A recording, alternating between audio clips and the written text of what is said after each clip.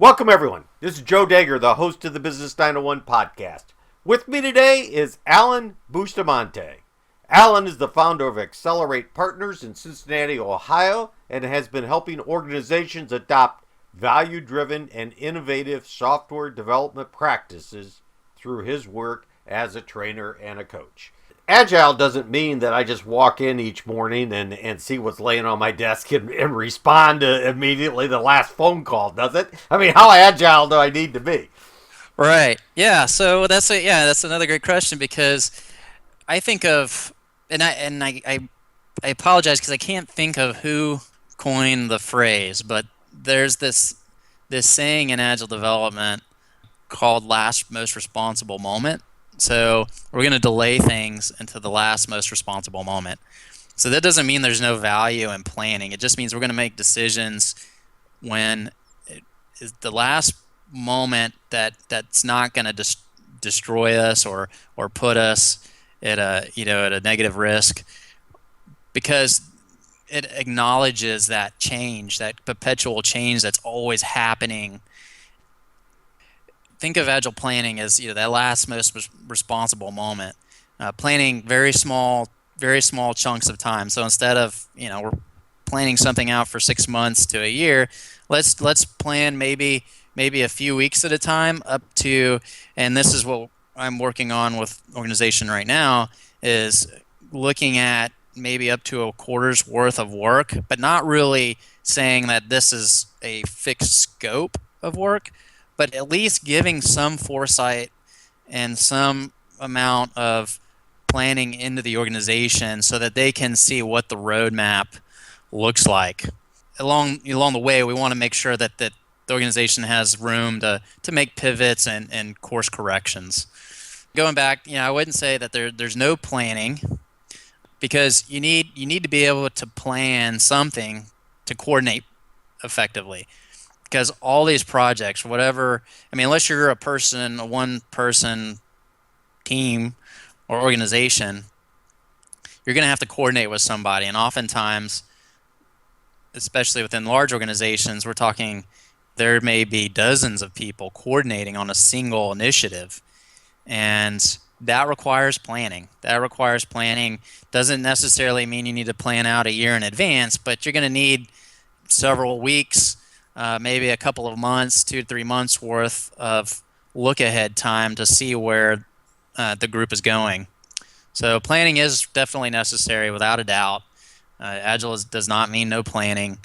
There needs to be enough planning to coordinate people and get everything aligned, but doing that up until the last most responsible moment so that the organization can make those changes and pivot whenever the market demands it. In my idea, what you're saying is we do still put that roadmap out there. We still do the scope kind of that and that vision, okay, of where we're going with the project. But then as things are farther out, they're less granular, and as we bring them in closer, we start putting granularity to it as we get closer to the last responsible moment. Would that be a good way to put it?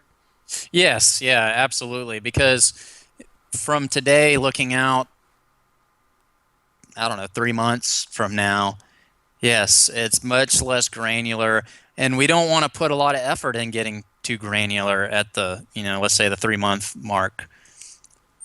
That would be a waste. That would be a waste of time to get too granular, because the expectation, we're already coming into this process with the expectation that things are going to change. We know they're going to change, and it's hard to we put a lot of effort into sizing things or discussing things at a very granular level down 3 months for things that are going to happen 3 months from now. Then it's much harder to let go of those plans because we've put so much time and money into them. The art of agile development, part of the art, I should say, because there's many sayings and out there, but part of the art is embracing change. Embrace change.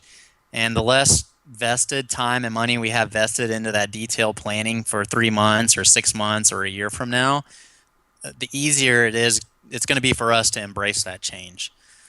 So yeah, so more granular up front for the near term things. that'll give us an idea of how much we need to invest and how many people, how much equipment, whatever we need to put to an initiative in the short term, and then in the long term, getting a sense for that as well. But only focusing at a granular level in the immediate short term, which is a few weeks out. Is that one of the big challenges of adapting agile at scale? I mean, even for an organization just outside of software, is to have that mindset to kind of leave some fuzziness out there, out there in the future. One of the big differences, of course, is sheer size, right? So a small team can come in and maybe I'm there for a few weeks and working, doing some training, and then I'm coaching, which is I'm working with the teams directly in a one-to-one mode or one-to-many mode. I always say that coaches are they're going to teach for one, right? They're going to mentor and then they're going to model, or even I would say probably model first and then mentor the behaviors, because just teaching isn't enough. You need the coaching in there to be able to support the change. So, like I said earlier, a lot of times companies will want to send people to training, and then they expect the change to happen by bringing them back into the organization and sharing what they've learned. But that is often not a recipe for success. I would say 9 times out of 10, you're going to probably need a coach. You will need a coach coming in to help model the behaviors. Now that the team's been trained, modeling some of the behaviors, and doing the mentorship. And with a small team let's say one small team of 7 to 8 people, or maybe you've got a few teams around that size, that could be done over several weeks to a few months. With scale, now we're talking much more complex organization, because we're talking a large team of small teams. So teams of teams, as some people say. So now we're talking an initiative that has maybe 40, 50, upwards of 100 people delivering on it, and having multiple numbers of those. But also the technology stack is much more broad and deep. So you've got a broader, deeper technology stack. You've also got challenges with third-party vendors. So a lot of large organizations are dealing with not just internal employees and one or two other vendors. So insert name of XYZ consulting company, but they've probably got maybe 5 to 10 core vendors that are serving them by helping them staff their projects with software developers, engineers, testing, and those kinds of things. And their own internal processes are different often than the customers. My customers' internal processes. So now I'm coming in and helping my customer, but then at the same time I've got to help the vendor's customers, because that's part of the compact or the contract, I should say, for bringing a organization into the Agile development world. In fact, I had someone ask me the other day, why are we even training these folks? Training their partners, right? Their vendors.